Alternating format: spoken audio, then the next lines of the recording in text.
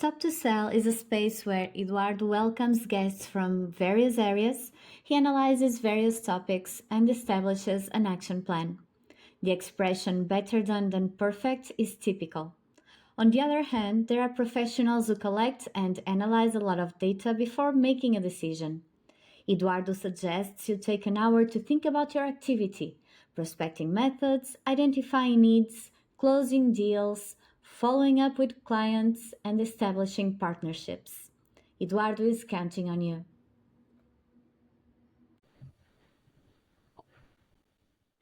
Welcome to episode 2 of Stop to Sell. I'm Eduardo Mota, and today I'm joined by Ruben Carvajal, a researcher in neurobusiness. He is, I'm sorry, 1, 2, 3. Welcome to episode 2 of Stop to Sell. I'm Eduardo Mota, and today I'm joined by Ruben Carvajal, a researcher in neurobusiness, to connect brain science with real-world sales, emotions, decision-making, and performance. We will turn lab-grade insights into practical playbooks so you can sell with more awareness and better results. Stay tuned, it's going to be clear and human. Welcome, Ruben. How are you? Hi, Eduardo. Good to see you again. I hope you are, great with your new podcast. I wish you all the best. Okay, thanks a lot, Ruben. It is very important for me to receive you here. Ruben, you were my master thesis supervisor, and you are one of the leading voices in the neurobusiness. How do you personally define this concept, neurobusiness?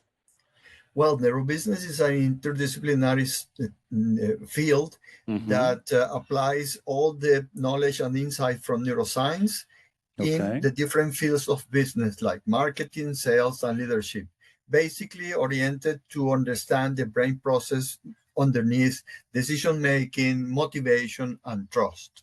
Okay, great. Well, when we talk about neuro, we talk about the brain. When we talk about business, we talk about the numbers. Where do neuroscience and business truly intersect? What's the bridge between neurons and numbers? Well, the bridge between them is behavior, because neurons produce behaviors and behaviors produce numbers. I mean, of course, there is a more complex process that involves attention, involves emotions and memory, but basically that's the connection, the behavior. Okay, that's great. That's great. And how does neuroscience help us move from intuition-based management to evidence-based leadership and sales? Well, marketing has been trying to be a scientific field, but it's difficult because predicting human behavior is not as predicting a comet or a planet, because it's not a precise science. Intuition, on the other hand, is very important to being taken into account, because we think that intuition is something that is irrelevant, but on the contrary, intuition, as neuroscience has proved, is very relevant for making many of the decisions that we do on a daily basis. Okay, that's great. So when we talk about business, when we talk about sales, there is always a word, and it is decision making. Which are the brains, which areas of the brain do you find most relevant for understanding decision making in business contexts? Well, the decision making in any context, not only in business, has been proved, by fMRI and many other techniques like EEG, that is related to the prefrontal cortex. There are different areas in the prefrontal cortex related to this process. But also there are other structures like the amygdala or the striatum. The amygdala, because is kind of the emotional detector of any new input that comes to us, and Mm-hmm. the insula because can you know measure in some way with his activity. We can respond to what is called considered a risk or a potential risk or something that can cause us some damage. And also a very important one is besides the insula is the striatum, the nucleus Mm-hmm. accumbens related to the reward process. Okay, that's great. And now I remembered Portuguese neuroscience too, Antonio Damasio, Yeah, when he talked about the emotion before before or behind every decision making, right? exactly. Antonio Damasio is one of the leading neurologists in the Mm-hmm. study of how the brain and the body interact. And he has been postulated something that I like very much, this sentence that says that rather than being the humans, uh, rational beings that feel, we Mm-hmm. are feeling creatures or sentient creatures that reason. So he gives the emotions a very important role in the process of decision making because Okay. we are not called entities. When you say expression like you have to take the decision with a cool mind or a cool head, Okay. Okay. that doesn't exist because underneath that cool head there is always a decision involved, an emotion An involved. emotion, of course, Yeah, of course. Well, there's something, well, it is very common. Many people still associate neuroscience only with emotions. And when we talk about sales and business, there is also uh, a concept, and it is dopamine. Always people talk about dopamine in business, in sales. mhm. What are the biggest myths you encounter about how the brain drives behavior? Well, that's what you say about dopamine is unavoidable because once the scientific discoveries are made public, it's Hmm. normal that the common people, that are not specialists or expert in these fields, use those concepts, kind of a appropriation of these concepts to the cultural, the popular culture. Okay, Okay. the same happened in the time when Freud started in the last century with all these concepts about the unconscious, the libido. So the people started about talking about all these things, Yes. and but the problem is that it is you can fall in some sort of a reductionism. That's the problem. If you ask me about the myth, besides that popular use or not, I mean, not precise use of this concept of dopamine. Some people say, oh, yes, the dopamine is the hormone of the pleasure. First of all, it's not a hormone, it's a neurotransmitter. So that gives you an idea of the distortion that this concept is taking I place right now. agree. But the other thing is what I consider the worst myth is what is called the buy button. There was this guy called Rainbow Say that gave this speech, and he have this book about Hmm. the buy button, and that's a fallacy. There is not such thing as a specific region in your brain when if you stimulate it with some kind of a external stimuli, that the person is going to automatically go and buy your product. That's Okay. another fallacy. And the other is that concept of reptilian brain, the triune brain, that the train, supposedly we have three brains in our brain. That's another myth. Yes, and it is, unfortunately, there are three concepts that you present, but they are always, not always, but it is very common to be present when we talk about neurosales or neurobusiness. And well, that's true, Robert. From your research, how does the brain actually evaluate value, risk, and the trust during a commercial decision? Okay. Without being a reductionist, that is, Mhm, it's very typical nowadays to associate one specific behavior with one specific region of the brain. mhm. Uh, we can say, according to the evidence, the experimental evidence, that there is a region in the prefrontal cortex called the orbitofrontal cortex, which has been proven to be activated particularly high when you have to decide, for instance, the value of, let's say, a cookie with chocolate chips.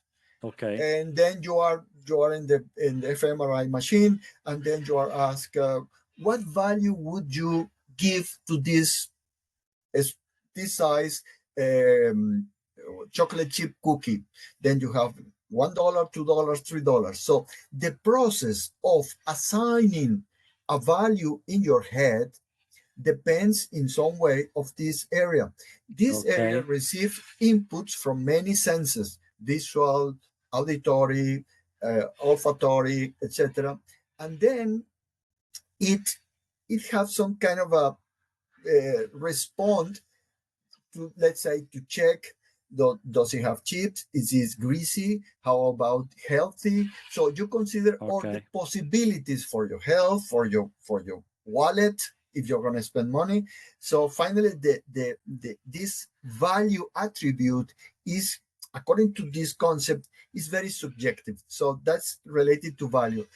Related to risk, as I said before, there is a region called the anterior insula that specifically is associated with the activation at the moment we feel pain, uh, okay, physical pain or emotional pain.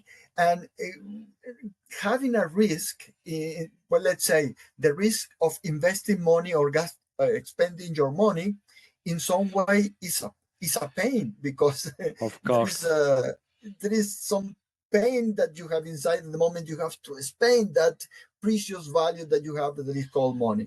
And the other thing about trust is Yes, related to a hormone and the receptors that we have in our brain, that of a hormone called oxytocin. In this case, it is a hormone that okay, travels through the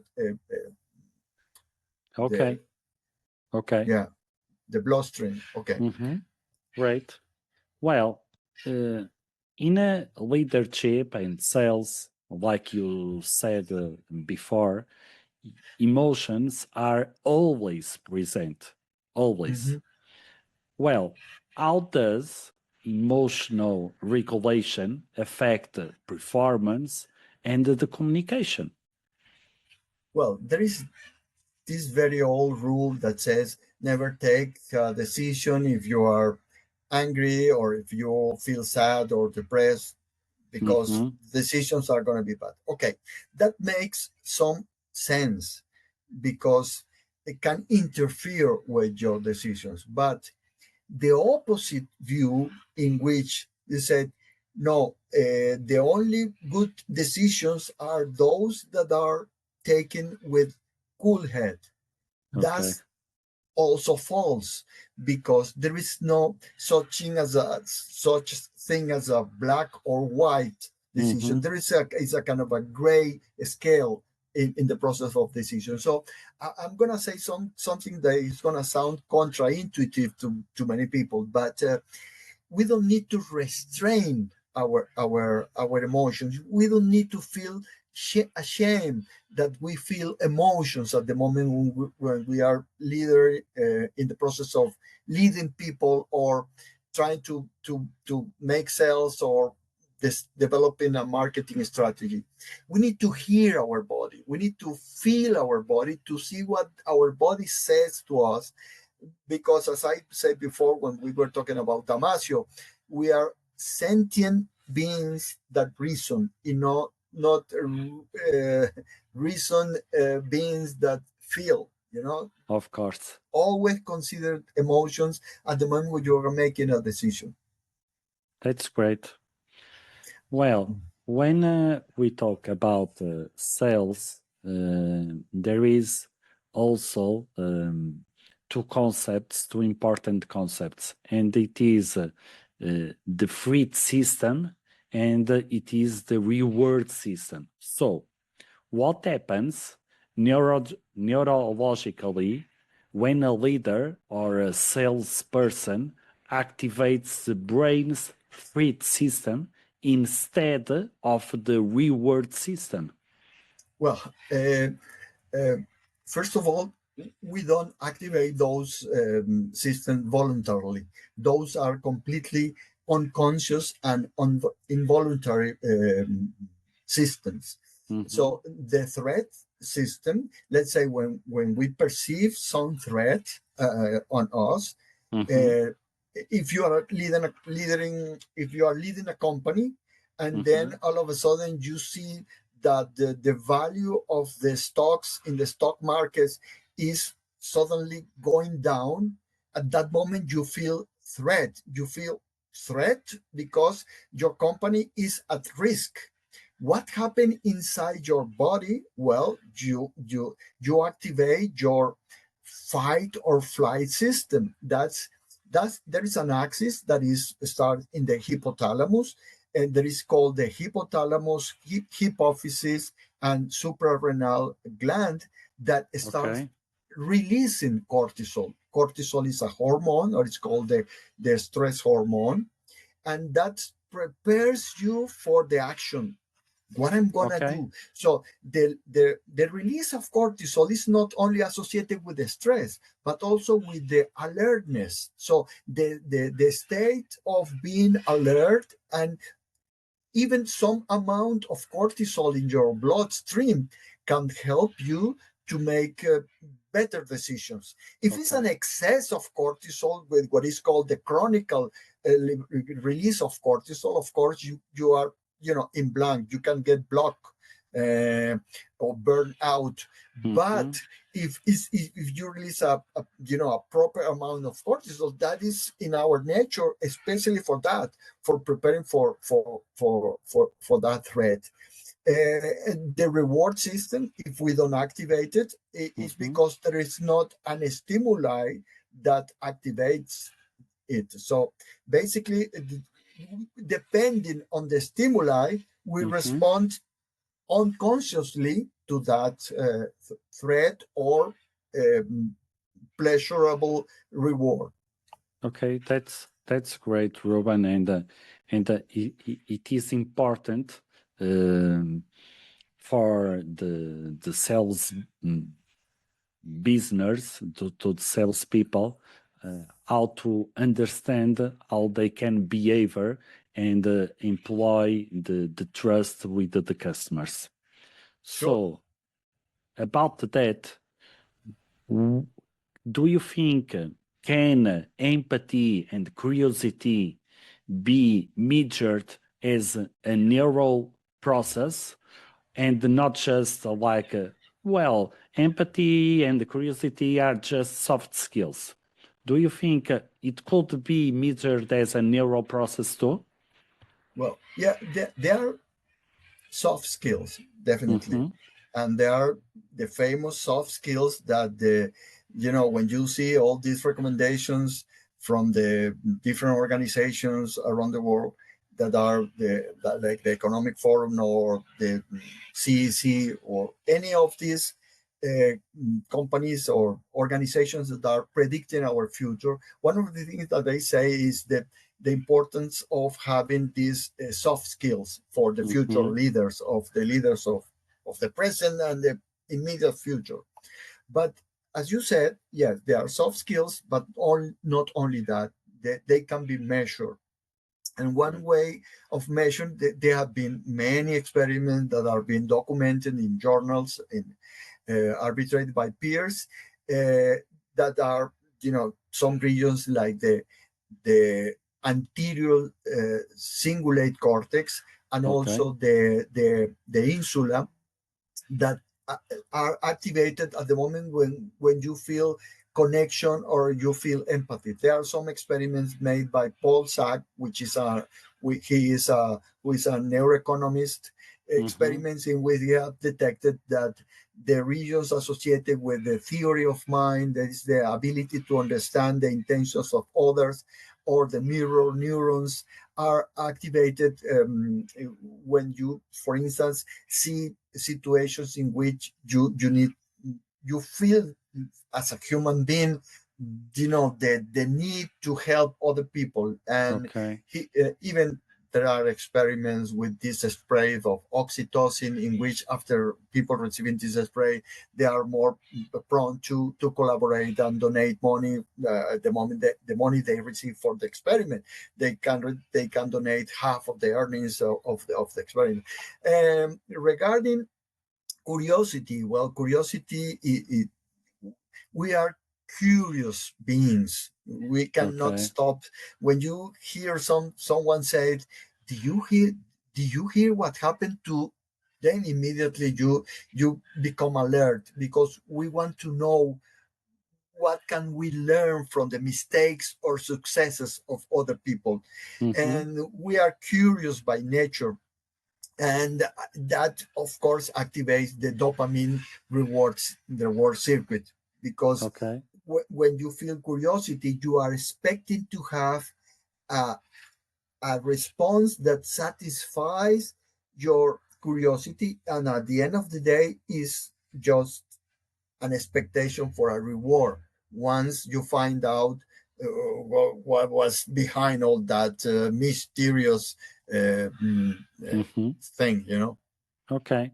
So, uh, with all the concepts you are saying and presenting to me and to my audience, I think it is very, very important that the business company started to apply these neuro business concepts to the daily business. Okay, and I think it will be great and important, and we will have better and better results. So, how can business schools and companies integrate neuroscience insights into their leadership and sales development programs? Well, the business schools can integrate this in their curricula. Okay, Mm-hmm. the different programs. If you have a business school interested in promoting this knowledge and update your postgrad or graduate students on these fields, you need to have teach neurophysiology, the Mm-hmm. basics, at least the basic how the nervous system works, etc. The sympathetic and parasympathetic systems, the axis for the stress, as I mentioned before, hypothalamus, hypophysis, suprarrenal glands, the different hormones and neurotransmitters that are involved in the different process and emotions. Mm-hmm. That's important to be part of the. Also, in that curricula should be um, included biometric techniques. The students, if you have a student that wants to be, a master in neurobusiness with knowledge of neuromarketing, neurosales, and neuroleadership, how, as you said before, how are they going to measure, uh, the customers' preferences or uh, decision making Mm-hmm. process without measuring this? So it's important to have biometric, like galvanic skin response, eye trackers, pupil dilations, face readers, or emotional expressions. At Mm-hmm. least those four techniques are important. And regarding the companies, I think the companies are not going to have all this equipment because it's Of not course. feasible, right? Probably they are going to ask some external supplier to do this job, but inside the company should be some kind of a training with the specialized people, psychologists, etc., about empathy, how to develop this empathy trait. It's important that the people understand these abilities. Okay.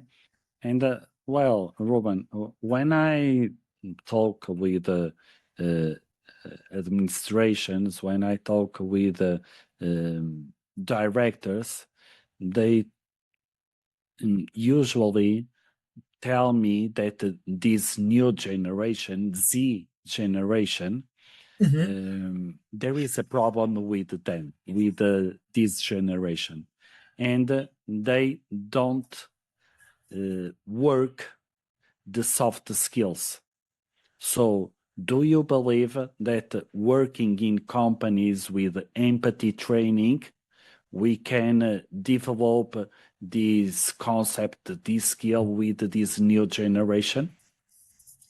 Well, first of all, for me, is kind of difficult to accept the idea that these Gen Z are, they lack of these empathy Mhm, skills. mhm.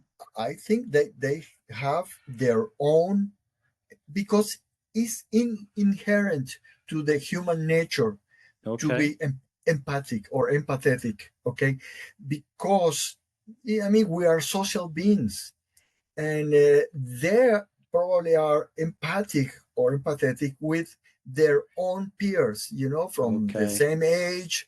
Or probably what is happening is that if depending the management need to evaluate exactly what kind of a target or public they're going to assign. Let's say they have a Gen Z sales person.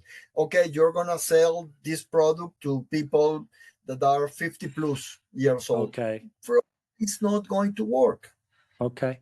because they have their own ways to communicate, and they know what language to use and what even body language to use, because it's a mixture of Mhm. body and textual languages. Yes. Well, if we look at organizational culture, and I'm talking about the mission, the vision, the values through a narrow lens, what patterns do you see that either enable or block innovation in the companies? Well, let's start by those that can block innovation. Okay. If you have a rigid culture, I mean, with a classical bureaucratic hierarchical organization, with Mm-hmm. the CEO is the only one with the correct decisions, and everybody depends on his or her approval. Mm-hmm. We're bad. Other bad strategy for leading or managing a company is based on fear, or Okay. in the lack of respect for the other people. No? I'm the manager, and then you are just my employees, my servants. That concept of an inhuman utilitarianism is gonna cause for sure a block of innovation, and probably the people is gonna leave the company sooner or later. If you want to enable innovation, which is that many companies are realizing that is the only way to succeed today, Mm-hmm. is even in the environment, not only the physical environment, but the emotional and human environment, the relationship environment can promote curiosity. There is one way. I recently wrote a paper for my university journal about the ways to improve creativity with some strategies based on what is called the mind wandering. You know, the mind wandering, that Mm-hmm. process in which you do nothing, you just have some moment of relaxing, of stopping your duties and your responsibilities. And in that moment, those ideas in which you were thinking for hours or for days or weeks can come suddenly, because our brain has a network called the default mode network that is activated when we are wandering, when we are relaxed, doing nothing. And then the other thing is tolerate errors. You know, you see Elon Musk, what he says. I don't know if he's like this inside his company. I don't have any idea about it. But what he declares to the media, the public, is, well, another rocket that fails and crash. We are learning from our mistakes. So he wants to send rockets to the moon and to Mars. And he has lost, I don't know how many rockets he has lost, millions and millions of dollars lost in errors. But he says calmly and clearly, well, because we need to learn from our mistakes. So if we have a culture inside an organization in which errors are tolerated, of course, in some way, but are not punished or, consider, part of it, you are fired. uh, so we can have an environment, a cultural, a human environment that eliminates fears and is going to be prone to innovation and creativity. Mm-hmm. Mm-hmm. Okay, that's great. Um, is there a specific neurotransmitter or neural mechanism you believe every leader should understand to improve decision making? Yeah, sure. Let me tell you something. As I said before about this, this knowledge from the neuroscience that have been diffuminated all across the internet, and you have Mm-hmm. reels, and you have a post in Instagram, and here and there, and X, all the different accounts in LinkedIn. And now you don't even need to study, I would say, or probably if you want to be a serious leader with a profound and solid knowledge, of course you need to study these topics. But yes, I think that to have an idea, the leaders should know that, for instance, dopamine is associated with rewards, and Okay. all of us wants to be rewarded. Oh, very good job, Eduardo. So congratulations, so you made it. Let's keep going in this way. That a small stimulus is very good to, Mm-hmm. make the people, continue with the effort. Keep in mind that noradrenaline is important for attention. So if you sleep bad, if you didn't sleep well, probably your levels of noradrenalines are going to be low. So you are not going to be as focused and attentive as you need to be in your place, your company. Other Okay. important is, this is not a neurotransmitter, it's a hormone, as I said before. Cortisol is important. Serotonin is also an important neurotransmitter, associated with the well-being, and oxytocin also related to when you feel, considerate, and is related to the social bond when you have Mm-hmm. a team and then the team supports you. That's important. So I think that, yes, definitely a good leader today, actually, a neuro leader, as I called you, as I call this new concept of leader, should have this in consideration. Yes. Okay, that's great, Ruben. Well, where do you see neurobusiness heading in the next 5 years? And what skills will become essential for professionals? Yeah. Well, I think that the artificial intelligence is one key element that Mm-hmm. should be considered. Okay, Okay. and there's going to be kind of an intersection between the two, the neurotechnologies and the artificial intelligence. But definitely the leader of the next, let's say, 2 years, 5 years, should should be preparing these fields, what is called brain-based analytics, and also this what is called BCI, brain Mm-hmm. computer interfaces. You know, this company again, Elon Musk, Neuralink. Neuralink, you know, they insert a chip inside the Yes. brain, let's say in a region related to the, you know, the motion, of arms and Mm-hmm. legs, etc. So, and the people, or the people even without doing anything with their hands, can just by reading can move the mouse. So this is going to be improving and continuing. And you know, some people talk about a future world of cyber humans or transhumans. So the new leaders should be reading about this stuff and read, and you know, the impact of artificial technology in all the different fields, which professions are going to be ended. Mm-hmm. uh, that's very important. Uh, you know, are salespeople going to continue with the artificial intelligence, or is it going to be replaceable? We need to think about this. We need to have this brainstorming with all the, you know, the people in the company, with different people from the philosophy, scientific, technological, engineer, discussing about how is gonna evolve this, make trying to make Okay. predictions about the future. I think is very important. And one very important in Mm-hmm. all this framework is the ethical part.